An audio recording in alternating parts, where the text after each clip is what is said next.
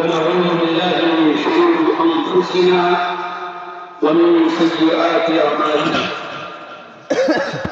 من يهده الله فلا مضل له ومن يضلل فلا هادي له وأشهد أن لا إله إلا الله وحده لا شريك له وأشهد أن محمدا عبده ورسوله أرسله بالحق بشيرا ونذيرا أما بعد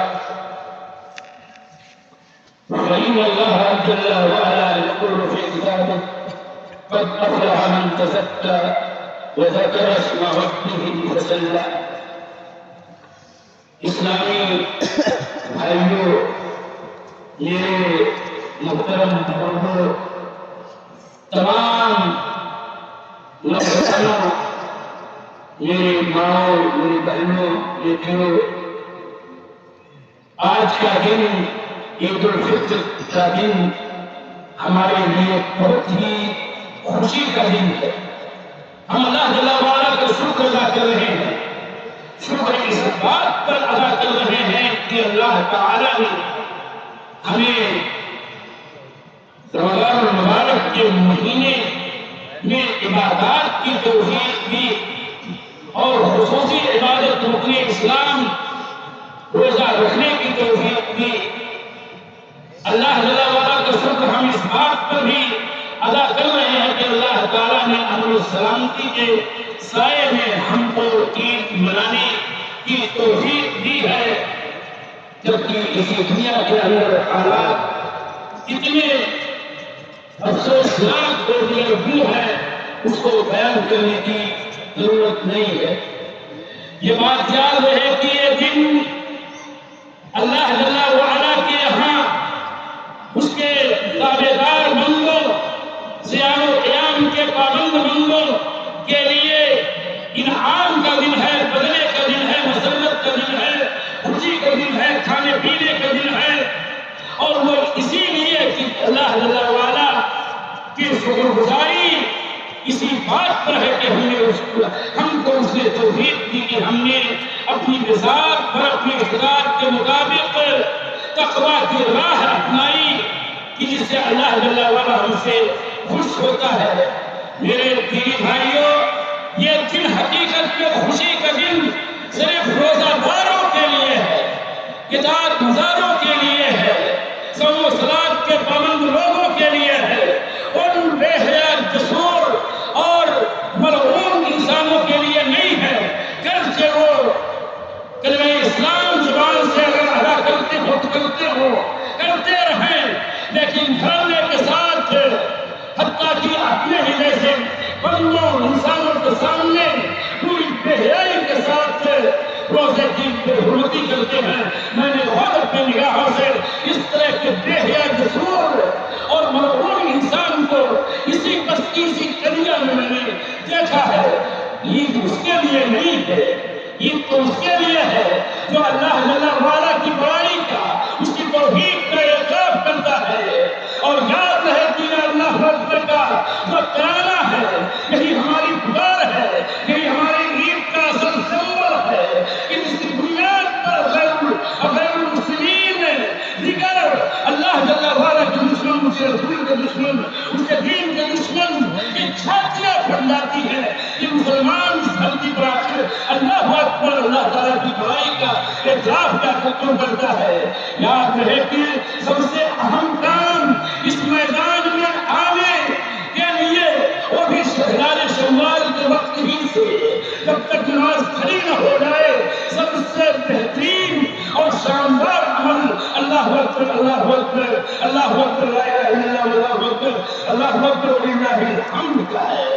اور یہ بات میں شاید یاد ہے کہ میں نے مختلف مواقع پر حتیٰ کہ جلسہ نوش کے خطبات میں بھی یہ بات کہا کہ اس دنیا کے برننگ پوائنٹ ہمیشہ جب سے اس بنو آدم کے اندر شرک واقع ہوا ہے اور قیامت تک انشاءاللہ توحید و شرک کا مسئلہ رہے گا. اور انسانیت بنیادی طور پر اسی دونوں خانوں میں بٹی ہوئی ہے. یہ وہ ہے جو اللہ جل وعلا کی عبادت کے قائل ہے، جو اللہ کے علاوہ کسی کو معبود مانتی ہی نہیں ہے اور ماننا نہیں چاہیے. کہ اللہ تعالیٰ نے اپنی عبادتی کے لیے ہم کو آپ کو پیدا کیا ہے. اور دوسرا تھا شیطان کا گروہ، اولیاء الشیطان اور طاغوت کے بندے یہ چاہتے ہیں کہ اس زمین پر اللہ جل وعلا کے ارادہ غیر اللہ کی، کسی بھی مخلوق کی عبادت و پرستش ہوتی رہے. یہی سب سے بڑا برننگ پوائنٹ ہے. اور اس اہمیت کو سمجھو، ہم سمجھیں، آپ سمجھیں، یہ جانے کہ اللہ تعالیٰ کا شکر ادا کریں کہ ہم کو اللہ تعالیٰ نے اہل توحید میں سے بنایا ہے.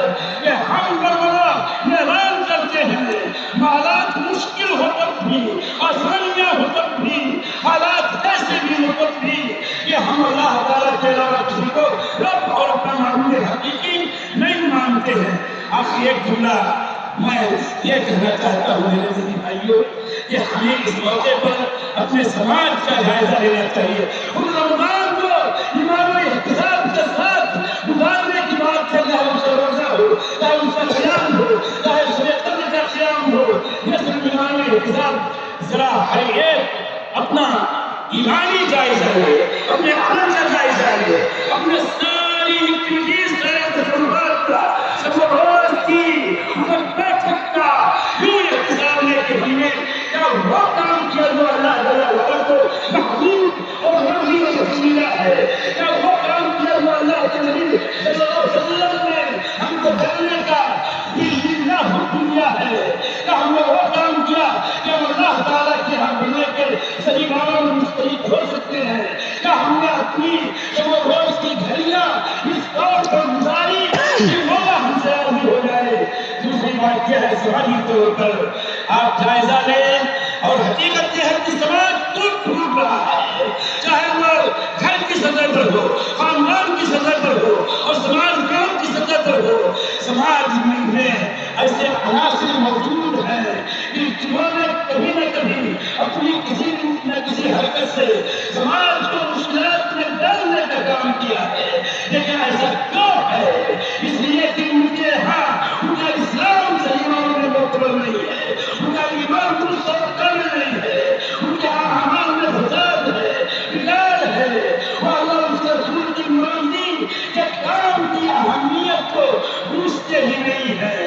اور بالخصوص سماج کو بنانے اور بگاڑنے، سنوارنے اور اس کو بدی کی راہ پر ڈالنے میں سب سے عظیم شان کردار نوجوانوں کا ہوتا ہے، نوخیز لوگوں کا ہوتا ہے کہ وہی طرق متعین کرتے ہیں کسی سماج کے اندر سوا ہو فساد کے حوالے سے. اس لیے میں اپنے نوجوانوں سے یہ بار بار گزارش کرتا ہوں اور یہ میری نصیحتوں میں سے سب سے اہم ترین حالات کے ناطے یہ نصیحت ہے کہ نوجوانوں تم مسلمان بنو، اپنی شخصیت پہچانو، اپنی دینی ایمانی پرسنالٹی کا سمجھو کہ تم کیا ہو. اپنے آپ کو، اپنے ساری حرکتوں کو اللہ اس کے رسول کی تعلیمات کی روشنی میں اور اسی میزان پر بیٹھنے کی کوشش کرو کہ ہم کیا کہا رہے ہیں. اس لیے توجہ معاملہ ان کا نہیں ہے، معاملہ تمہاروں کا ہے کہ سرپرستوں کو چاہیے کہ اپنی اولاد کے بارے میں جو وفاقی ہے، جو ناسمجھ ہے، جو نوخیز ہے، جس کو ابھی بہت زیادہ فائدہ اور نقصان دہی اعتبار سے فہم نہیں ہے، سمجھ نہیں ہے، اس کو رخ دیں. اس وقت وہ دنیا میں دہرا رہا ہوں کہ کہاں جا رہی ہے ہماری بچوں والی نسل. اس کا اندازہ میرے مسلمان شدید میں تمہیں درس نے کیا. اس وقت کرنے کی دعا کس کو یاد ہے؟ 10-12 سال کے بچے ہم کو بتائیں، جواب دیں، 50 روپے میں انعام دوں گا. دعا چورائی میں شادی کر کے سن کی دعا ہے اور 6-7 کون ہے لیکن جواب نہیں میں آیا. اس سے بچوں کی تعلیمی، دینی، اسلامی تربیت کے مقام کو پہچانو. جو ان کے لیے بھی ہمارے لیے اصل عبرت کا مقام ہے کہ ہم نے اپنے بچوں کو یہ بھی نہیں سکھایا کہ جب رات جاگنے جاؤ تو اللہم کافرون تو بالکل عفو عنی کرو. ایک جملہ اپنی بیٹیوں کے حوالے سے، خواتین کے حوالے سے. خواتین تم پڑھ لکھ رہی ہو، اپنے آپ کو پہچانو، اپنا مقام پہچانو، اپنی شخصیت جانو، اپنا دائرہ کار جانو اور یہ بات جانو کہ تم اور تمہارا وجود بہت ہی محترم ہے. لیکن ساری حرمتیں اس وقت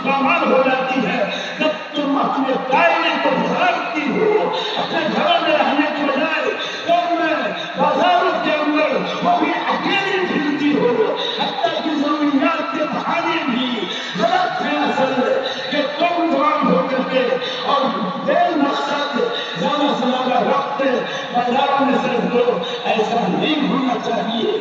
ملک کی حالات کے تعلق سے آخری دنیا کہ میرے عزیزوں، ذمہ داروں، بزرگوں، میں تم سے یہ کہنا چاہتا ہوں کہ ملک کے حالات ہمارے بہت ہی ابتر ہیں، نفرتوں کی ہوا بہت تیز ہے۔ یہ الگ بات ہے کہ وہ نفرت پھیلانے والے تعداد میں کم ہے، لیکن ایسی چیز ہے اور ایسا زمانہ ہے، یہ کام کا معاملہ ہے کہ نقطہ یہی ہے کہ پوری زمین ملک کی نفرتوں سے بھر چکی ہے۔ نہ جانے کتنے وقائع اور حوادث ہیں، کوئی اس کی دلیل ہے، کوئی الزام نہیں ہے۔ مسلمان کے حصے سے پورے سرور تحمل کے ساتھ اللہ کے دین پر کارروائی رہتے ہوئے واتقوا اللہ ما استطعتم، اپنی توفیق بھرنا دینے والا کا تقوی اختیار کے ہوئے اپنے دین پر چلے رہنا ہوگا۔ عالمی حالات کا کیا تم سنا ہے؟ کتنے ہزار ہیں، غزہ ہو، فلسطین ہو، شام ہو، عراق ہی نہ جانے کتنے ہیں کہ امن نہیں، سلامتی نہیں، شورش ہے اور بہت ساری خرابیاں ہیں اور پوری ملت کفر اسلام سے اور مسلمانوں سے دشمنی پر اتارو ہے۔ ان حالات میں بھی ہمیں سمجھی سے کام لینا ہے، تقوی سے کام لینا ہے۔ لیکن حقیقت کی بات ہے کہ حالات کچھ بھی ہو، ہم اپنے دین سے ہٹنے کے لیے، اپنے عقیدہ سے اور اپنے نبی کی سنت کو چھوڑنے کے لیے بالکل تیار نہیں ہے۔ حالات اچھے ہوں، برے ہوں، ہمارے لیے ہمارا دین محبوب ہے۔ ان حالات میں میرے دینی بھائیوں، اپنے آپ کو پہچانا، اپنے آپ کو جانا اور اپنی ذمہ داریاں ادا کرو۔ اللہ تعالیٰ سے دعا ہے، ایمان اللہ تو ہمیں ایمان کی دولت دے، ہمیں صالح کی دولت دے۔ اللہ تعالیٰ تو اسلام کا، مسلمانوں کا جو بالا کر، اللہ تعالیٰ تو جب تک ہم کو زندہ رکھ، اسلام پر زندہ رکھ، تو خاتمہ ہو تو ایمان پر ہو۔ جو لوگ ہمیں سے وفات پا چکے ہیں، قریب یا بعید ماضی میں، اللہ تعالیٰ تم سب کی مغفرت فرما، اور جو زندہ ہیں اللہ تعالیٰ تو انہیں ایمان و عمل کی توفیق دے۔ اللہ تعالیٰ تو ہمارے نوجوانوں کی اصلاح فرما، اے اللہ تعالیٰ تو ان کو بہتر سمجھ دے۔ یا اللہ تعالیٰ تو ہم ذمہ داروں کو اس بات کی توفیق دے کے اپنے چھوٹے نونہالوں کی بہتر دینی اسلامی تعلیم و تربیت کا اہتمام کرے۔ اللہ تعالیٰ تو ہماری خواتین کو صالح اور نیک بنا، بالخصوص نوجوان بیٹیوں کو اچھی سمجھ دے، ان کا خود اپنا بہت ہی اعلیٰ مقام ہے، اس کو پہچاننے کی توفیق دے۔ شاید میں نے کہا اسی موقع پر کہ بیٹیوں کی تعلیم کا اگر یہ بھی مقصد حاصل ہو جائے تو اپنے آپ کو اسلامی خاتون کے طور پر پہچانے تو ساری رنگ جو سر ہو رہی ہے اس کا کچھ فائدہ مل جائے۔ اللہ تعالیٰ سے دعا ہے کہ اللہ تو ہمیں دنیا کا حسنہ عطا کر، آخرت میں بھی حسنہ عطا کر۔ یا اللہ تعالیٰ تو عذاب نار سے ہم کو بچا لے۔ ربنا آتنا في الدنيا حسنة وفي الآخرة حسنة وقنا عذاب النار۔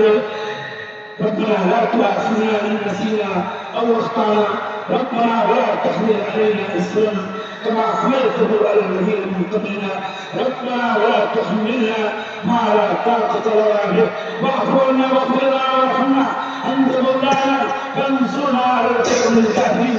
اللهم صل على محمد وعلى آل محمد كما صليت على إبراهيم وعلى آل إبراهيم إنك حميد مجيد۔ اللهم أعز الإسلام والمسلمين وأذل الشرك والمشركين، اللهم دمر أعداء الدين، اللهم انصر الإسلام والمسلمين، اللهم انصر المسلمين في كل مكان، اللهم انصر المجاهدين في سبيل الله في كل مكان، اللهم قم شوكتهم وسدد سهامهم وثبت أقدامهم وانصرهم على القوم الكافرين۔ ربنا لا تزغ قلوبنا بعد إذ هديتنا وهب لنا من لدنك رحمة إنك أنت الوهاب، ربنا تقبل صيامنا وقيامنا وسائر أعمالنا، اللهم آتك رقابنا من النار، اللهم آتك رقابنا من النار، اللهم آتك رقابنا من النار۔ اللہ تعالیٰ تو ہمارے اس ملک میں بھی امن اور سلامتی اور شانتی کا دور دورہ کر، یہ ملک ہمارا ہے، اس کے نگہبان اور پاسباں حقیقت میں ہم ہیں، نہ اہلوں کا ذمہ اگر قیامت آ جاتی ہے، یہ بتاتے خود ہمارے لیے قیامت کی نشانی ہے، اور یہ نشانی اس وقت سر تک کے بول رہی ہے، مگر حالات بدلیں گے، امن و شانتی کا دورہ ہوگا، اور اس ملک کی تقدیر نے سکتا ابو کلام آزاد نے کہا تھا کہ بغیر میرے بغیر ہم مسلمانوں کے اس ملک کی تاریخ اور اس کی تقدیر ہمیشہ ادھوری رہے گی. اس ملک کے رہنا اور پاسنا اور اس کی حفاظت اور اس کی تحفظ، اس کی ترقی، اس کی خوشحالی کے لیے سب سے بہترین کاوش ہم مسلمان بھی ماضی میں بھی کرتے آئے ہیں، حال میں بھی کر رہے ہیں اور آئندہ بھی کریں گے. اللہ تعالیٰ سے دعا ہے کہ ہمارے ملک کو اللہ تعالیٰ کو خوشحال بنا. أقول قولي هذا وأستغفر الله لي ولكم ولسائر المسلمين فاستغفروه من كل ذنب إنه هو الغفور الرحيم. وصلى الله على نبينا وسلم.